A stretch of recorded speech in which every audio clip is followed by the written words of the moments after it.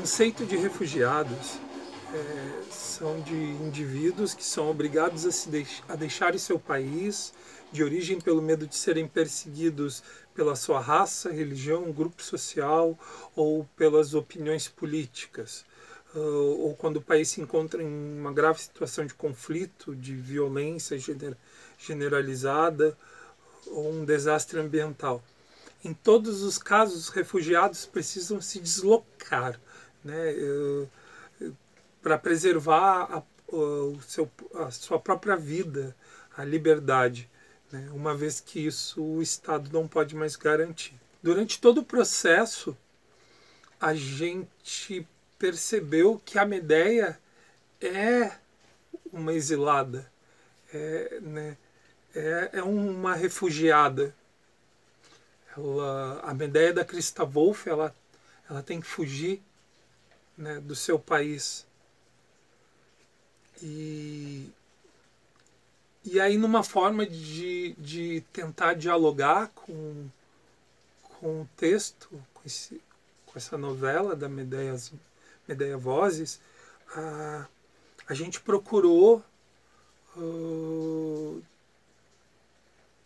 em três povos, nos africanos, nos asiáticos, né, nos latino-americanos, exemplos de Medéias modernas, né, e tentar, não só por esta mulher, da qual a gente falaria, mas também um exemplo geral da história do que vem acontecendo com esses povos, né? O porquê de em algum momento eles foram exilados ou refugiados, né, do seu próprio país, que é algo brutal, assim, né?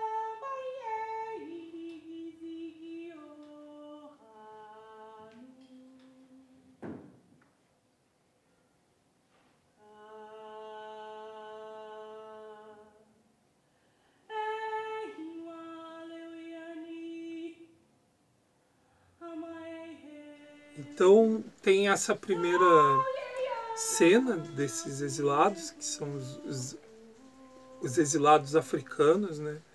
A cena começa com tambores e você já começa a acompanhar a história dessas pessoas. A gente usa um pouco de teatro-dança nesse momento, né? Com suas trouxas nas mãos, nos braços, onde puder carregar, às vezes com trouxa na cabeça, criança no colo. E a gente, na nossa pesquisa, a gente encontrou algumas imagens de assentamentos até, assim, que lembravam quase campos de concentração, de uma grande tripa de pessoas atravessando o deserto, ou até mesmo uma barca pequenininha, completamente lotada.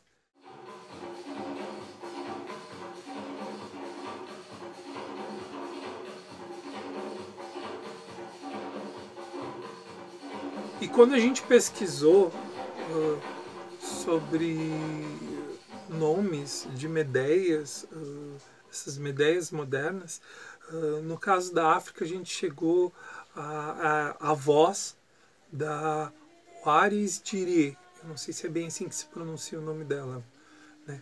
Ela é nascida na Somália, ela sofreu mutilação genital aos 4 anos de idade. Na adolescência, descobriu que ia casar com um senhor de 60 anos, né? Ia ser forçada a casar com um senhor de 60 anos, e ela foge, né? Ela atravessa o deserto, nos livros, nas coisas que a gente acompanha na história de vida dela, diz inclusive que era ela e o cãozinho dela, atravessa o deserto, passa fome, trabalha de empregada, né? Inclusive ela tem cicatrizes nos pés dessa travessia, e hoje em dia ela tem uma longa batalha, assim, contra, né, ela denuncia o ato da mutilação genital. Para mim é triste pensar, é importante que hoje nós fale sobre isso, mas é triste pensar que a gente chegou a um ponto onde o maior inimigo, às vezes, da existência humana é a própria raça humana, né? Onde as pessoas têm que se exilar do seu país. As mulheres são a espinha dorsal da África. Eu sobrevivi. Mas minhas duas irmãs não. Sofia morreu de hemorragia depois de ser mutilada. E Amina morreu durante o parto, com o bebê ainda no seu ventre. Nessa cena, Medea consegue compreender o horror e o segredo alicerçado que estrutura todo o poder em Corinto. Depois de tocar os ossos desse pequeno ser que foi sacrificado em dado momento da história de Corinto, ela conversa com Mérope, e então ela percebe aquilo que ela já pressentia há muito tempo, que havia um grande segredo por trás da forma como o poder se estruturava naquela cidade, e então ela descobre o que é esse grande segredo. Ela, uma mulher que nessa versão de Medea ela não foge da Cólquida por conta de uma paixão enlouquecida por Jasão, mas fugindo de um crime parecido na cidade, na terra dela, nesse lugar tão longínquo do qual ela vinha, que naquele momento era o outro lado do mundo, o lado mais oriental conhecido pelos gregos. Então, ela foge de lá justamente porque seu irmão havia sido sacrificado como uma manobra para o seu pai, o rei da Cólquida, se manter no poder. E esse é o momento em que ela descobre toda a história por trás desse sacrifício que funda essa estrutura de poder tal como ela está colocada nesse momento em Corinto.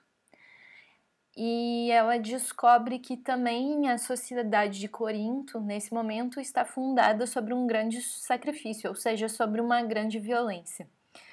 É interessante a gente pensar que durante o processo de criação do espetáculo, a gente percebe e se dá conta que uma referência para Christa Wolf é a teoria mimética do René Girard e em especial num livro que ele fala sobre o sagrado e a violência, e ele fala da fundação das sociedades a partir justamente de sacrifícios, de mitos sacrificiais fundantes. Ele fala a certa altura: os homens querem convencer-se de que a sua desgraça tem um único responsável e de que é fácil nos livrarmos dele. Então, é o momento que Medea descobre que ambas as sociedades, Corinto e Cólquida, elas têm a sua versão, a sua história desse sacrifício fundamental.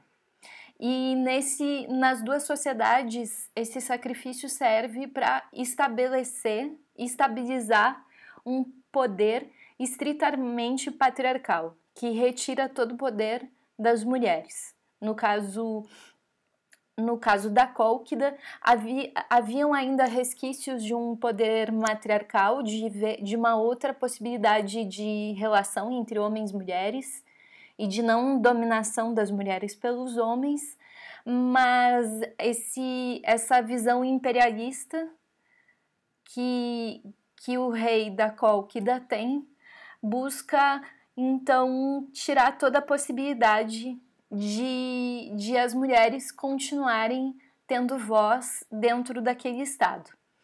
Só que tem um ponto importante talvez para a gente pensar, é que na versão da Christa Wolf, diferente do que a tese geral do Girard diz, quem escolhe a vítima, esse bode expiatório, não é uma consciência de todo o povo, não é o povo que escolhe, mas é uma pessoa bem específica que manipula essa opinião pública, que é a figura do Acamante. Então, ela descobre também quem está por trás dessa ação. E eu penso que é interessante a gente colocar essa cena em contraposição ao momento presente, nosso momento presente, em que há muitas manipulações de opinião pública.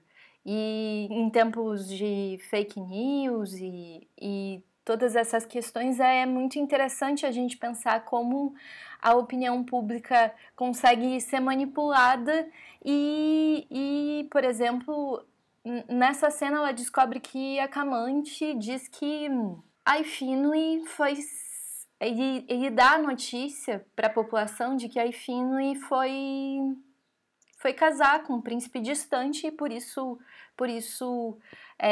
não estava mais aí. Mas na verdade foi um assassinato. E também é interessante nessa cena, para mim, especialmente pessoalmente, é interessante essa cena, porque é uma cena em que aparece a Sandra, e para mim é uma forma também de evocar essa pessoa tão querida que não está mais conosco.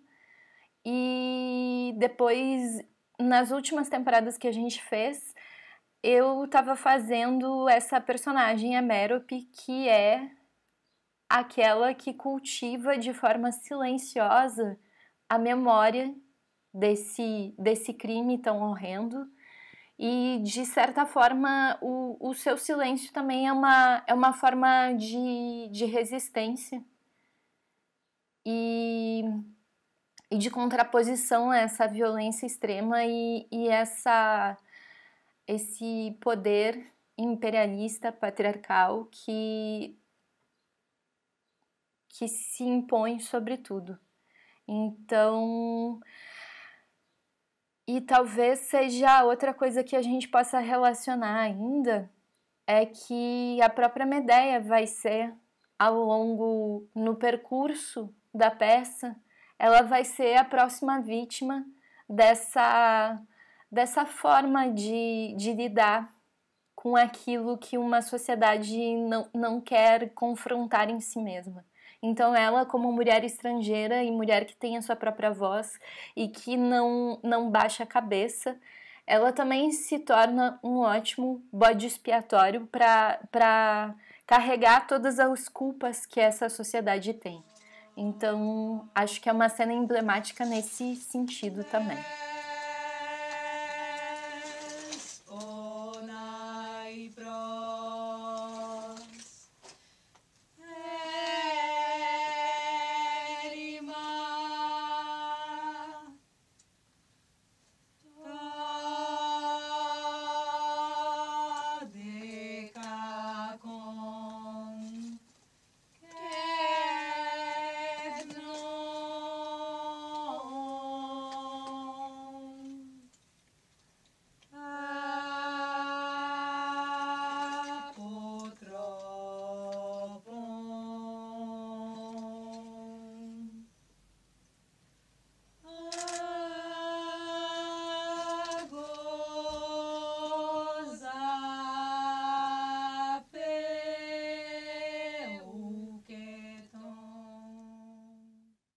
Na segunda voz da Medea, no espetáculo, há a primeira aparição do irmão da Medea, né? É o primeiro encontro dela com o Apsirto.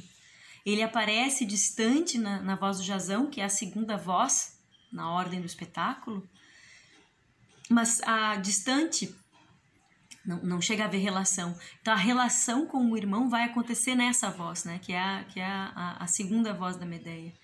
E é uma cena que é um pouco brincadeira, um pouco teatro-dança, em que a gente vai retomar um poema que em alguns momentos da trajetória do Enóis apareceu, que é um poema que o Rainer Miller escreve para Pina Bausch, né, Sangue nas Sapatilhas, e a gente vai finalmente levá-lo para a cena, né, depois de muito trabalhar com esse poema.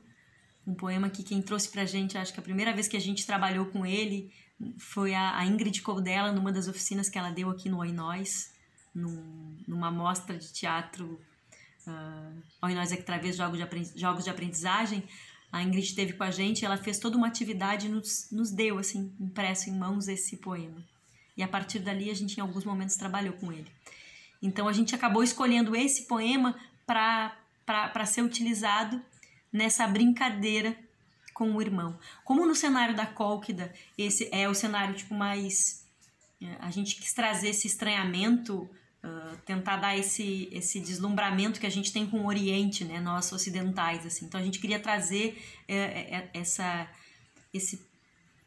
sensação de exótico que a gente tem quando lida com o Oriente. Então acho que isso é uma das coisas que nos faz conformar as coisas ali, embora seja um cenário muito baseado, inspirado e tal, nos filmes do Paradjanov, que é um cineasta armênio, nascido na Geórgia, mas é o grande nome do cinema armênio.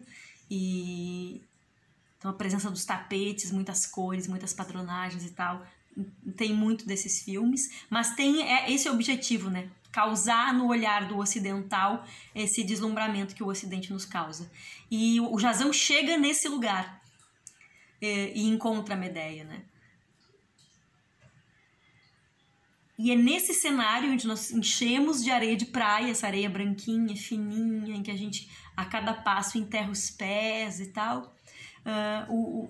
Esse cenário com essa árvore seca. E é o momento em que esse lugar, por alguns instantes, isso não dura muito, né? Mas por alguns instantes ele é o playground, ele é, né, a pracinha, o espaço de brincadeira, de esconde-esconde entre esses irmãos cúmplices, né? Onde se mostra essa cumplicidade, essa brincadeira, essa falta de vergonha de estar com o outro, né? De se sentir livre diante desse outro ser amado, íntimo. E aí mostra como a relação dela com o irmão é profunda. E o que vai ser determinante para justificar essa saída dela da Cólquida, não por ciúmes, não por amor, nessa coisa louca, desvairada, passional pelo Jazão, não, mas porque é inadmissível para ela continuar vivendo nesse lugar depois de ter visto o irmão ser assassinado pelo próprio pai para manutenção do poder do Eetes na Cólquida. E essa cena dá essa dimensão de o quanto a Medéia era próxima desse irmão, né? E é quando a gente está criando essa cena, que depois de ver os filmes do Paradjanov, onde a romã é presente, né? Tem a cor da romã, essa fruta aparece, é uma fruta maravilhosa, né? Ela é quase uma joia, né? Quando você abre uma romã e vê aqueles brilhantes rosados, avermelhados, né? Parecem delicadamente lapidados dentro daquela fruta. E não era possível termos muitas romãs, e nós não temos acesso a romãs o ano inteiro, né? E aí tem todo esse significado da maçã, né? Para nós, né? Que temos toda uma querendo ou não, toda uma cultura cristã, né? A maçã, essa fruta misteriosa, de certa forma, né? A fruta da tentação. Então aparece essa maçã e, por outro lado, essa coisa do vermelho que tem na romã, esse avermelhado da maçã, né? Então eles começam a desenterrar. A gente fez essa brincadeira do esconde-esconde, e aí vamos trabalhar com as maçãs. Lembro de propor para o Pascal assim, vamos trazer maçãs, a gente enterra e a gente tem a tarefa de encontrar enterrado nessa areia as maçãs, como se um tivesse escondido para que o outro encontrasse diversas maçãs naquele lugar, né? E isso gera um jogo e uma brincadeira gostosos e que, por outro lado, movimenta, né? Obriga o público a se mover em relação a essa corrida, a essa areia que sobe, a esse parar exatamente onde está a maçã e você ter que brincar com as pernas. Então, acaba gerando um clima contagiante de leveza, de carinho, de brincadeira de irmãos, de infância. Né? Todos se escondem. O rosto virado contra uma árvore ou parede. As mãos sobre os olhos. Até que o último encontre seu lugar. Aquele que for encontrado tem que correr do pegador. Se chegar primeiro na árvore, Ou então, fica parado no lugar. Como se bater a mão em uma árvore ou parede, o pregasse ao chão, como uma pedra sepulcral. Ele não pode se mover. É o último, seja encontrado. E às vezes o último, por estar tão bem escondido, não é encontrado. Então, todos esperam, petrificados, cada qual seu próprio monumento. Seu esconderijo não é encontrado. Não há fome que o faça escapar de sua morte. Aquela que o encontrou fora da fila. Os mortos... Os mortos não têm mais fome.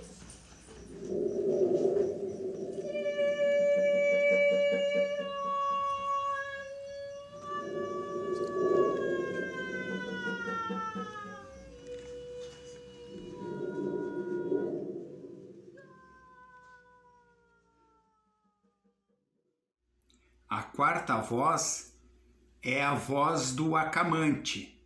É como o Acamante vê a Medeia. Então essa visão do Acamante, que é o conselheiro principal do rei de Corinto, que vê a Medeia como um perigo para a cidade. Porque é uma mulher, é estrangeira, é bárbara e tem uma atitude de crítica àquele sistema patriarcal. Na realidade, o Acamante é um primeiro-ministro que detém todo o poder daquele estado.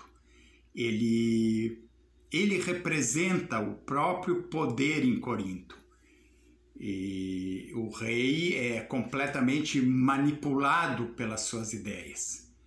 Então, a partir da sua voz, nós encontramos essa Medeia vestida de lã primitiva, na cor vermelha, como um perigo social. O Acamante está sempre numa posição de vigilância sobre a cidade, quando o público entra em contato, então, com a cidade de Corinto, pela primeira vez. Então, encontra o elemento cenográfico do Acamante, que é uma torre de ferro, onde quase sempre o Acamante está nessa torre, sempre numa atitude de vigilância sobre a cidade. E também encontra essa Corinto cinza com blocos de concreto que vão ser manipulados pelos guardas de Acamante, cercando a Medeia, quase transformando num labirinto esse espaço que a gente criou para a cidade de Corinto. É a primeira vez que o público se defronta com esse espaço áspero da civilização essa grega.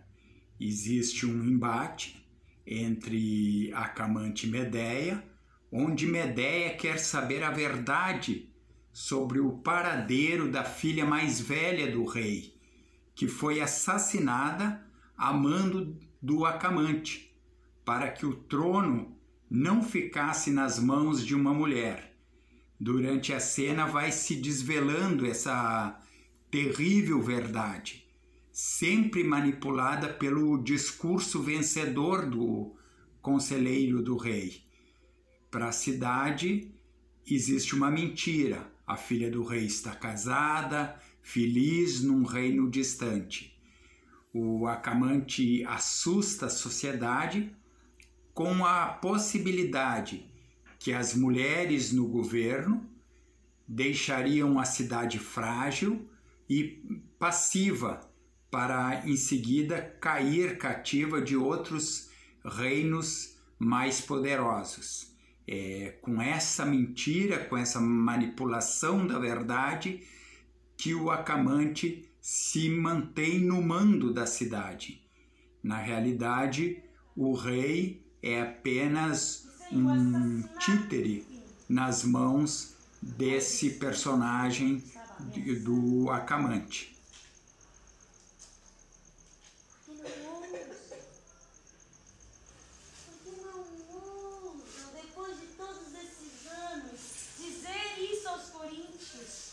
Ou preferem continuar a ser hipócritas e a mentir e a aceitar todas as vítimas que se seguirão? Não é difícil de prever, Acamante. As coisas não ficarão fáceis nem para vocês. Ridículo, Medeia. É ridículo! Ridículo! Acreditar que as pessoas ficarão melhores se lhes dissermos a verdade sobre elas mesmas. Quando isso aconteça, elas ficam desanimadas, obstinadas, perdem os estribos, tornam-se ingovernáveis. Por isso eu tenho certeza que a única coisa correta a fazer era sacrificar em filho. Então nós temos a voz da Glauce que foi completamente baseada no ritual de personagem da Glauce, né? O objetivo dessa conformação de proposta de cena tem a ver com retratar um pouco o ambiente interior da Glauce, né? Por isso essa atmosfera onírica, esse ambiente quase sonho, em que as coisas são um pouco estranhas à realidade, né? Então, quando ela vê o seu Jazão, o Jazão vem com a cabeça enjaulada, né? A cabeça dentro da gaiola, esse homem preso às estruturas de poder, né? E quando ela, né, a Medeia da voz da Glauce é uma Medeia fantástica, né? Essa Medeia que traz os pássaros nas costas, esses chifres de alce, ela é uma Medeia fantástica, e isso tem a ver como ela vê essa mulher, porque essa mulher traz para ela algo que ela foi perdendo, né? Se a gente pensar nessa Glauce da Christa Wolf, ela é uma Glauce cujo desenvolvimento foi completamente tolhido, podado, né? Ela foi retirado dela a certeza sobre a sua história, sobre quem ela era. Então ela lembra, mas ela tem sempre dúvidas sobre o que ela lembra, porque foi feito todo um processo sistemático de esmagamento da memória da Glauce, para que ela não tivesse certeza se aquilo que ela lembra é de fato uma memória de algo vivido ou se é só um devaneio da sua personalidade frágil, né? Todo o tempo tem isso, né? De você é frágil, você é doente, você não é confiável. Então ela mesma passa a duvidar dela, né? Então ela lembra das coisas, mas ela não tem certeza do que isso significa. E a Medeia é essa mulher que traz para ela coisas tão fantásticas quanto a imagem dessa Medeia para ela, né? O recanto suave, a possibilidade de dizer aquilo que ela vê, aquilo que ela lembra, aquilo que ela sente, sem ser cerceada, punida, repreendida. Então ela vai lembrar da irmã, ela vai falar da Ifinui, né? E falar da Ifinui para Glauce significa resgatar algo muito importante, né? E se aproximar da verdade, que é aquilo que tiram dela completamente. Ela não pode compreender mais o que é real e o que não é. A verdade não faz parte da vida da Glauce, né? Então, com a Medeia ela consegue, falar, com a Medeia ela consegue lembrar. E tem uma altura dessa cena em que ela diz que ela coloca a cabeça no colo da Medeia e que talvez ela nunca tenha colocado a cabeça no colo de ninguém. E a Medeia lhe pergunta, será que não? Porque de fato ela pode ter colocado a cabeça no colo de alguém, porque nem lembranças ternas lembranças de aconchego e carinho, ela consegue manter, né? É tudo muito, muito duro. Então, eu acho fundamental, assim, a figura da Glaucia. Acho que reequilibra as coisas. Fala desse lugar das mulheres que tiveram a sua vida destroçada, a sua vida fragmentada, a sua vida desconectada das coisas fundamentais pelo status quo, pela sociedade, pela opressão, né? Muitas vezes pela opressão familiar, né? Que é o caso dela, né? Que a sua família também é o Estado. Então, a Glaucia traz um pouco isso na peça. E eu penso que é muito importante essa imagem, né? Já que a Medea também é uma mulher tão... mesmo que ela vá sofrer, vai ser exilada, né? Vai ser expulsa, vai ter os seus filhos assassinados, ela é uma mulher muito forte, né? Ela é uma mulher muito cabeça erguida. E a Glaucia é esse outro lado, né? Essa mulher que conseguiram destruir, né? Que conseguiram acabar. Não à toa ela se mata a certa altura, né? Ela é uma suicidada do estado de coisas, né? Uma suicidada da sociedade também. Uma cara que eu nunca vi. Ela voltou-se e sorriu para mim. E sorriu como eu sempre desejei. Eu queria ir atrás dela. Eles disseram. Afastaram-se depressa. Houve um arco. E mais nada. Depois do grito da mãe, como um animal no matadouro. Eu não sei. Tu sabes, Glaucia. Não, eu não sei. Tu sabes muito bem. Glaucia. Ritual das Mulheres, como carinhosamente nós chamamos. É uma cena super emblemática, bonita, cheia de afeto e super importante na peça por diversos motivos, mas dentre eles é aí que acontece um desencadeamento para mais uma das acusações contra Medea, que os coríntios vão usar contra Medea, lá no final da peça, para que no fim ela tenha que se exilar de Corinto.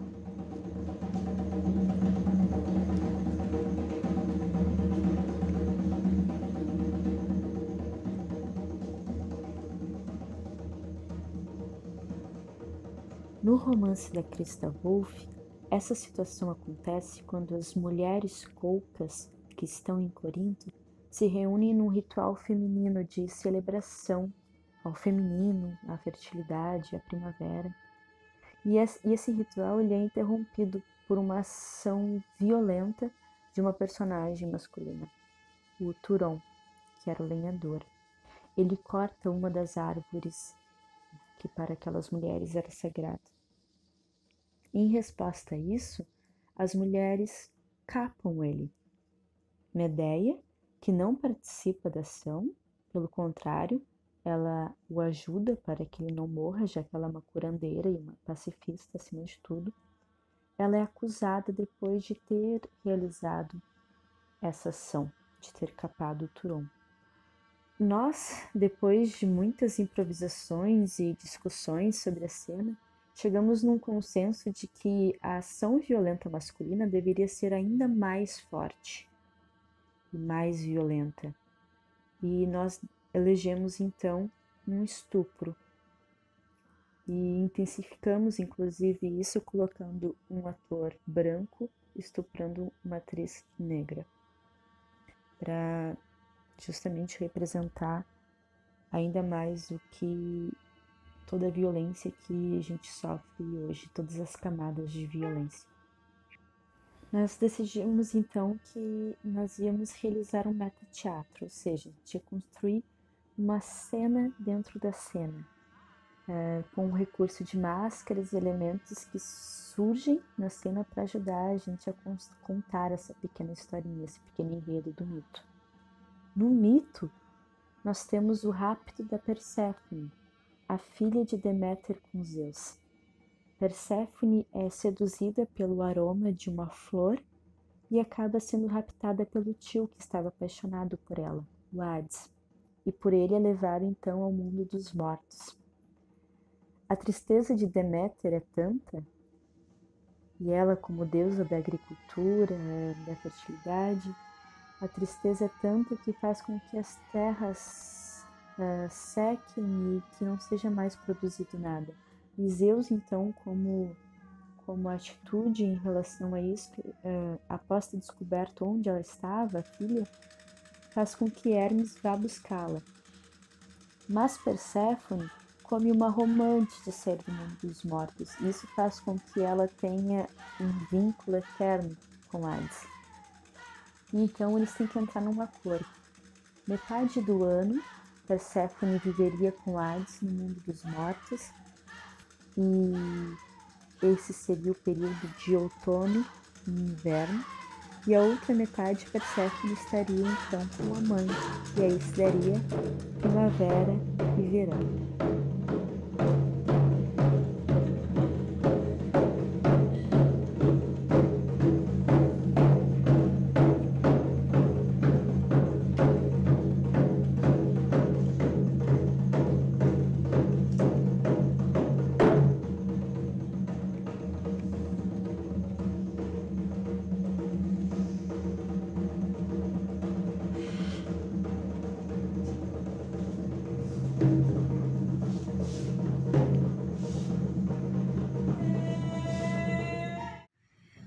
O exílio de Medeia, para mim, significou um grande desafio, porque, para quem conhece os espetáculos do Oinóis e digamos que estão mais habituados a me ver em ação, ali era um momento de não ação, né? A ação era totalmente interior. E eu estava nesse lugar, né?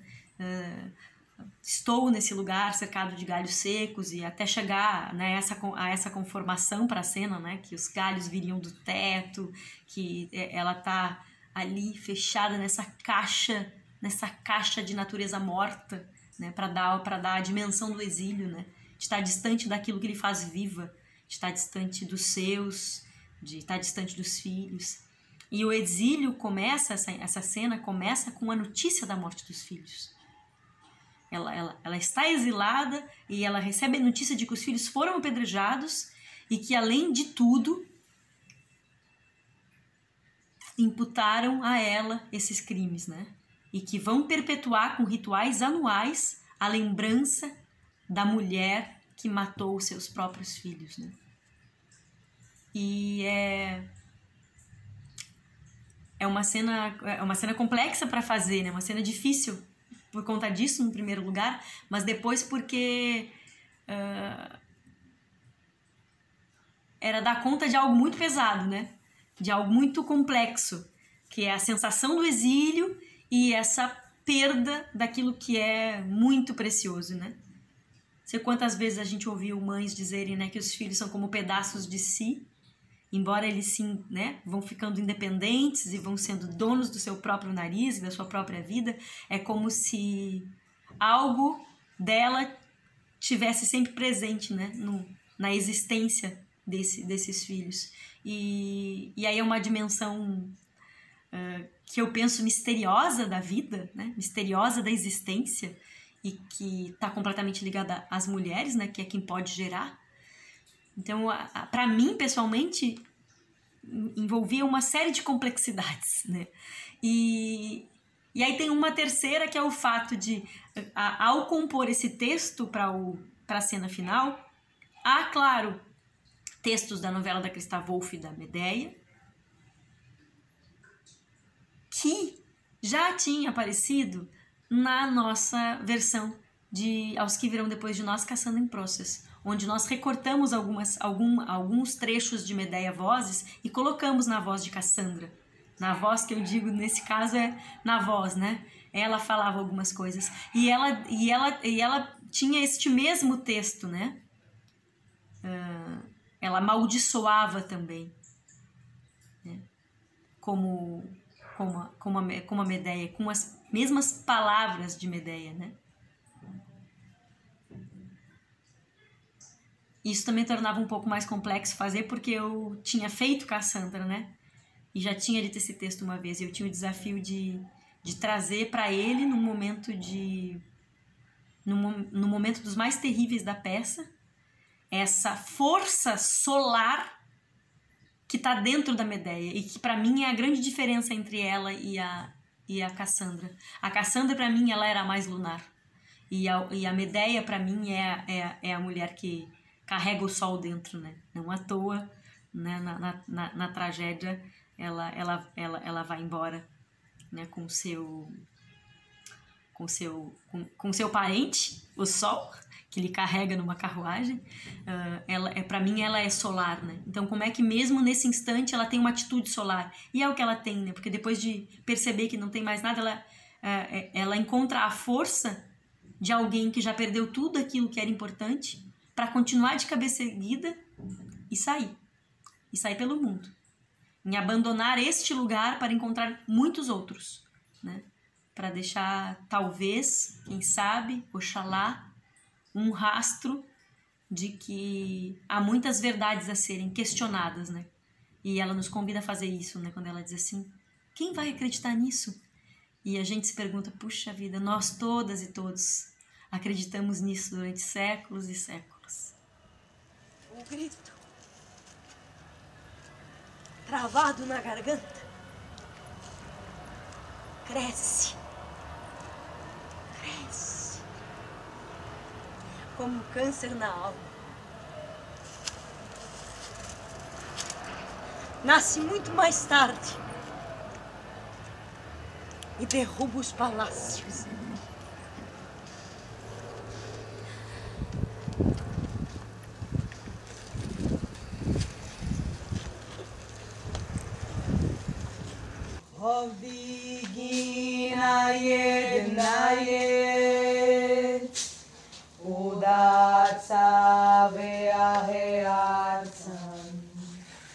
Zando te viatar